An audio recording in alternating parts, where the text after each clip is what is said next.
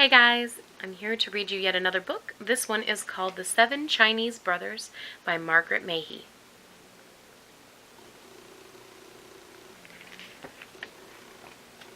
Once upon a time, when Qin Shi Huang was emperor of all China, 7 remarkable brothers lived together on a beautiful hillside.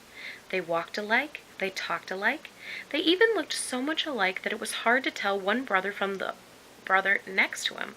All the same, each brother had something special about him. Each brother had one amazing power that was all his own.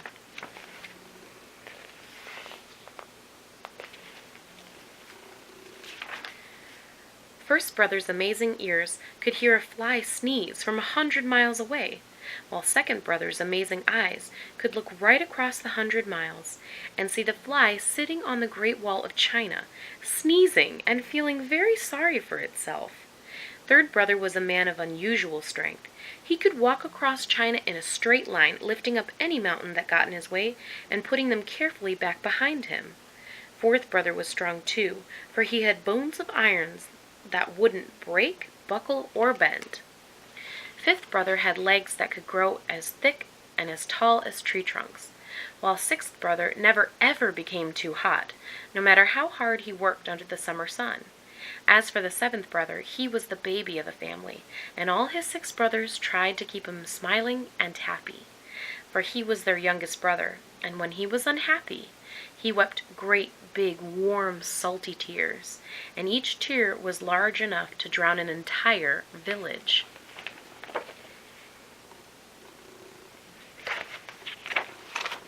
The 7 brothers lived very happily together, and the 7th brother never once had anything to cry about.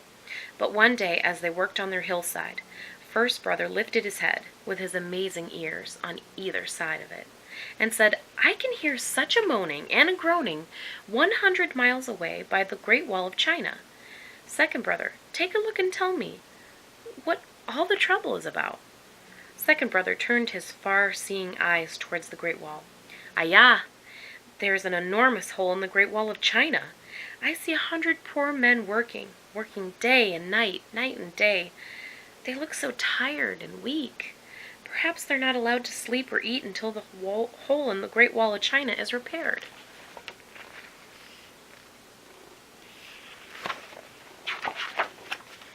"Ayah, I can't bear it," cried 7th brother, who was always hungry himself. He looked as if he might begin to cry in sympathy with the poor, hard-working men. "Don't cry," said third brother quickly. "I'll go and help 'em." Off he went as quickly as he could, and got there in a minute, less than no time. He set to work at once, tossing great stones from one hand to the other as if they were feathers. By the time darkness came, the hole was completely filled. Then third brother lay down to take a nap.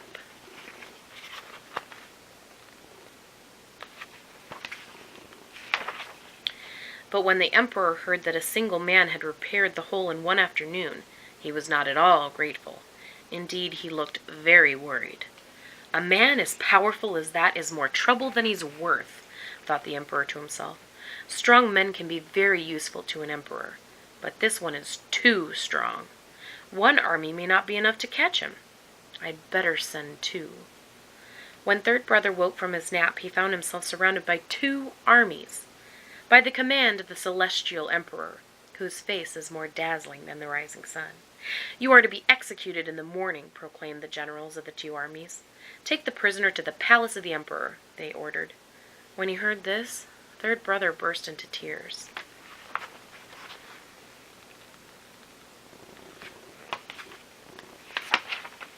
A 100 miles away on the beautiful hillside, first brother heard third brother crying. "Third brother must be in trouble," he explained. Second brother looked far into the distance. "Ayah, third brother has been taken to the palace. He's surrounded by 2 armies. They're going to execute him in the morning. No wonder he's crying." "Don't worry," cried fourth brother, who saw that the 7th brother was about to cry. "I will change places with him. The celestial emperor, whose face is more dazzling than the rising sun, can try cutting my head off as many times as he likes. Perhaps that will make him feel better." Off he went as quickly as he could and got there in half a minute, less than no time. He sneaked in between the 2 armies to third brother, who was wide awake and waiting for him. So third brother went home, and fourth brother took his place.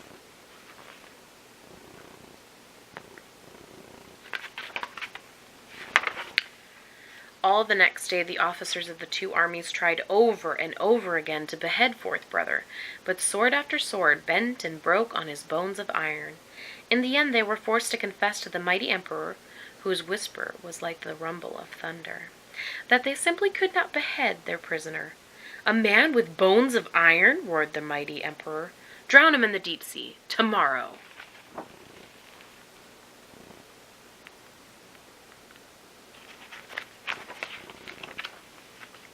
When fourth brother heard that he was to be drowned, he became very upset. "Bones of iron won't bend or buckle or break, but they will sink," he thought to himself, and he burst into tears.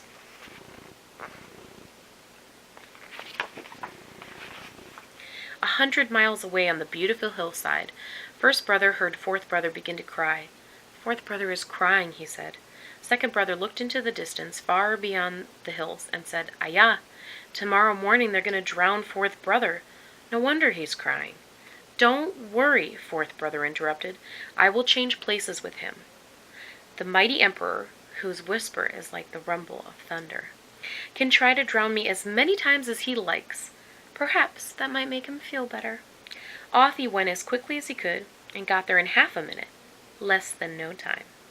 He tiptoed past the guards to fourth brother, who was awake and waiting for him. Swiftly they switched places, and fourth brother went home.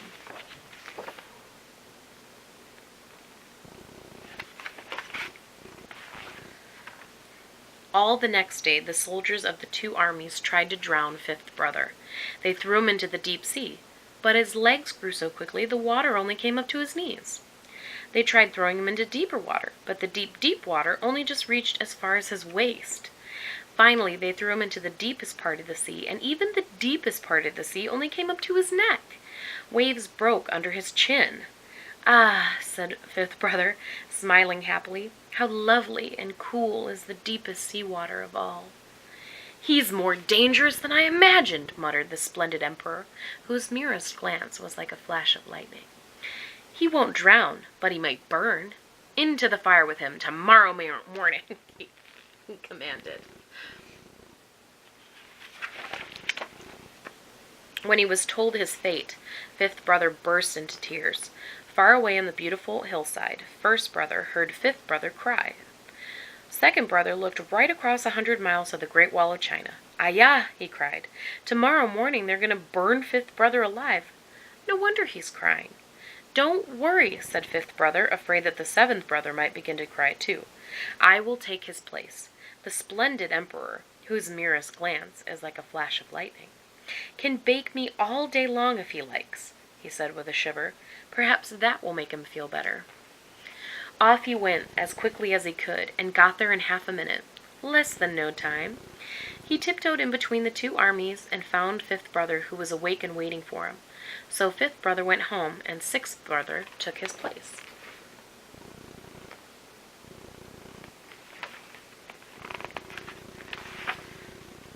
The next day the two armies ran backwards and forwards, bringing kindling wood, brushwood, and driftwood, and bundles of dried grass.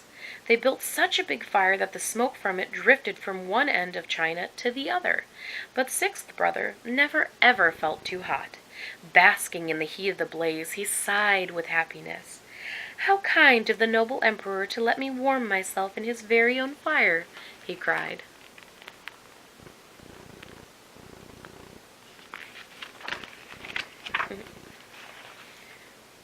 The noble emperor, whose slightest frown made the land shake like an earthquake, was furious. "Send for the royal archers," he ordered. "In the morning we'll shoot this man full of arrows."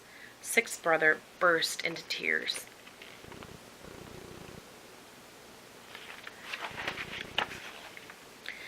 Over on the beautiful hillside, first brother heard sixth brother crying.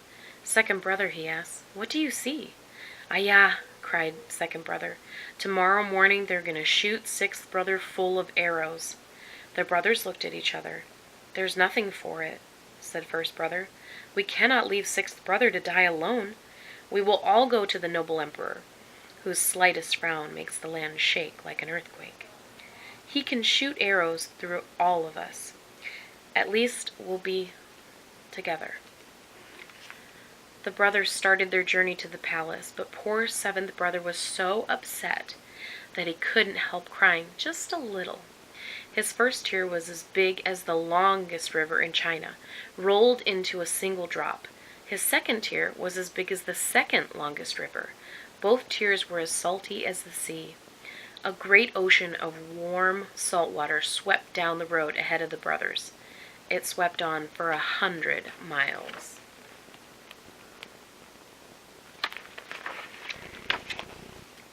Seventh brother's first tear swept one army north. His second tear swept the other army south.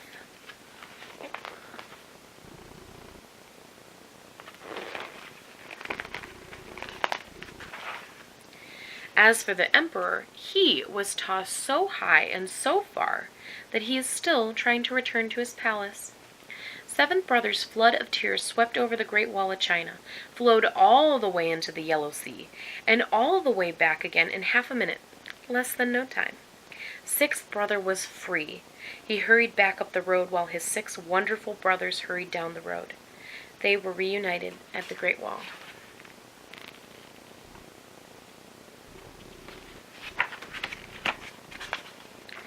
"Fish!" cried fifth brother.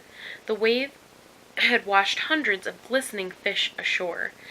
There they were, flapping and flipping, piling all the way up to his knees. "Wood!" cried third brother, gathering a forest to start a fire. Fourth brother snapped his iron finger and his iron thumb. A spark leapt out to set the fire blazing and crackling. "Fire!" he cried, laughing. "Oh, I'm so hungry," said seventh brother. "Now that we are all together again, we can have dinner and forget our troubles. I promise never to cry again, unless I absolutely must."